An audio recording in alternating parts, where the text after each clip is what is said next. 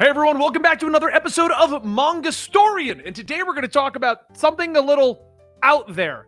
Now, I'm hoping I'm saying it correctly, but I believe it's pronounced Magilumener Magical Girls Incorporated. Did you ever think I'd be talking about this one?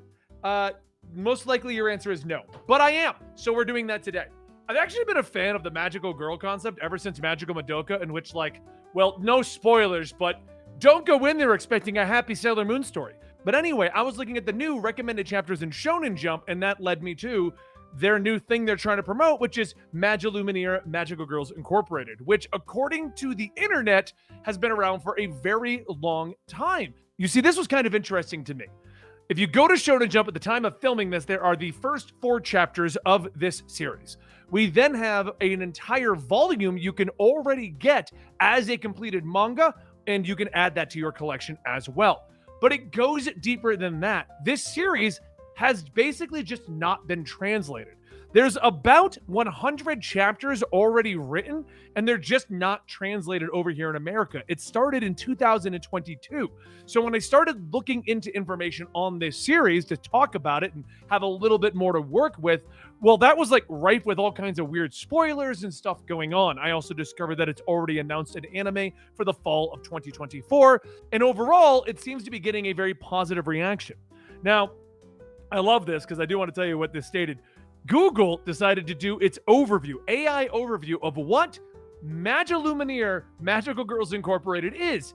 And this is what made me have to look into it to see how old this series really is. When I deep dived into it, the series that I am showing you right here, this one, has only about 100 chapters at the time of filming this. But according to Google, there are over 15,000 chapters available on Shonen Jump right now. And no, it doesn't say magical girl-centric stuff. It literally says the name of this series. So go AI, you know what you're talking about. But it is getting good reviews, and the AI helped with that because it says that it's a well-developed world, it has likable characters, and a clever premise. And that's what I wanted to talk about today, these first 4 chapters. Now, the overall idea of this series is very cookie-cutter, very standard manga anime fare. And I'm gonna give you the bare bones premise of this, and you're gonna go, oh, we're in a world where there are basically demons / oni / ghosts / something like that is randomly spawning throughout the entire world, and organizations have been hired to go in and attack them. These organizations hire 1 to 5 to make a squad to go in and fight them. And the organization then creates the tech so that the girls can turn into magical girls. They're hired at these places and then given these powers. They then ride these brooms that are apparently magical / electronical / scientifically created to these events where they fight them. I mean, other than the magical girl line, it sounds like a lot of anime, a lot of manga, a lot of stuff are doing. Off the top of my head, it honestly just sounds like the world of Solo Leveling, where they've created these organizations where these people with powers go out and they fight these things in these dungeons, sometimes leaking into the world. It doesn't sound that different from things that you've already known. What I did enjoy about this was the characters, the world, the setting. While it sounded cookie cutter, it sounded like something that you're going to just go, whatever. What stood out was the main character. We have, and I'm going to butcher all their names, so I'm not going to try saying them right now because the series just started and it has no anime. So I don't have to get them right yet, okay? So we're just going to go, girl on the right is our badass. Girl on the right has already been a magical girl, and she's so strong, so incredible, that she's holding up her entire startup magical girl company by herself. She's exhausted. So the company has decided they need to hire a second magical girl. Introducing second main character, girl on that one. She just got out of university or college or whatever it is, and she's on the hunt for a job. But every job doesn't want to hire her. We discover very quickly, though, she's able to read and learn extremely fast and has a photographic memory. They open it up with a situation that presents that isn't involved in the magical girl situation. She goes into a coffee shop, somebody orders a drink and the person who's taking down the orders messes up, doesn't write down the last 3 orders. But our character, with her photographic memory, is able to recall them all and helps the shop out. They just do a good job of setting up the world without just throwing them into the fire.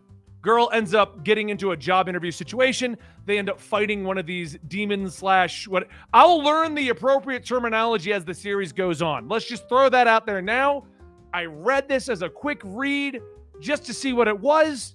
But anyway, the demon / monster / evil entity that they need to fight appears at one of her interviews. Overworked magical girl shows up, begins to fight it, but realizes that she broke her broom in the last encounter. And because she broke her broom, she's unable to do all of this alone. This type of encounter normally takes at least 2 magical girls. Doesn't that sound like everything else? Like the world's got a setup that requires 1 to 2 to 3 situations to show up and handle them? Well, without a second magical girl, she's going to put her all into it and maybe even die in the encounter. But enter job interview magical girl. She is able to read an article that she talks about. I read it a while ago, and knows how the broom works. So she helps her basically reload the broom, allowing her to do the crazy spell, which allows her to defeat the evil entity that they're fighting against. They realize that this new girl is looking for a job. They bring her to the startup. We begin to discover the cast of characters. Right at the beginning, we have the overworked girl who everything comes easily. That's pretty much stated right at the beginning. Like when they get the broom, they hand a manual to the new girl, but the overworked girl is like, don't worry about that. They're easy to pick up. But then the new girl just crashes it. She realizes that the other girl picks up on things very quickly, that she's able to just do them. But she needs to learn. The new girl needs to learn, which was another element that I really enjoyed. We didn't just marry Sue. The new girl's magically amazing.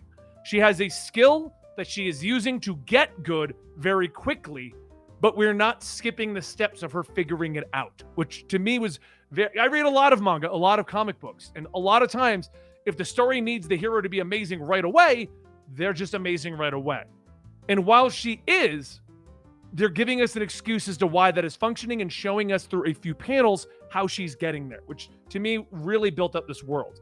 We're also introduced to the guy who works in the office and relays the orders. We're introduced to the awkward guy who doesn't want to look anyone in the eyes, but if you ask him to make you a magical girl suit, oh, he's there. He'll do it instantly. And then, this hasn't been explained at all yet, but the CEO of the startup who's walking around in lolicon outfits in cosplay, which our main character even comments, that's weird. Which was another fun little moment. Like, I saw the guy come out on the outfit, and honestly, I didn't think anything of it because this is manga. And I'm just like, and that's the guy that's going to dress up in a dress. But the other character's like, no, that's weird. They then go on the first encounter because, of course, we need to get to the point of the story. We don't want to waste too much time training. An encounter arises. They're going to drag the new girl out, using everything that she has learned from the manuals and everything going on, showing what her ability is. She's able to help defeat the first entity. And I was like, okay, cool. So we're just going to have like these one-off adventures. But immediately following that, we discover another organization. And this is the cliffhanger right now. But there's another organization who's ruthless and will do anything to get a magical girl, and just heard that the new startup hired a star magical girl. So we're already going into the idea of the organizations, what they're doing, the monsters that they're fighting. And I'm already a little excited about it because according to Google, there's 15,000 chapters. In reality, there's 100. But there's 100 chapters, which means that there's a story already here. The problem with reading brand new manga over at Shonen Jump is, sadly, some of the best ones don't get very far for various reasons. I got really into Ruri Dragon, and it was an amazing story, and it only went 6 chapters and it got ended. So I was worried this was going to be one of them. So I'm a little excited because it's going to go farther, which is why I decided to make a video about it, because I'll have fun reading this and I'll have fun talking to you guys about it. But the fact that it's also getting an anime, hey, let's make a video on that. But yeah, I definitely recommend, if you like the idea of like organizations, hiring people to fight against giant things, if you like the idea of magical girls, this is another reason for that. So Sailor Moon, Magical Madoka, that kind of a thing. I highly recommend it. I do. And I wanted to add this to my bizarre other manga list that once in a while I bring to the channel.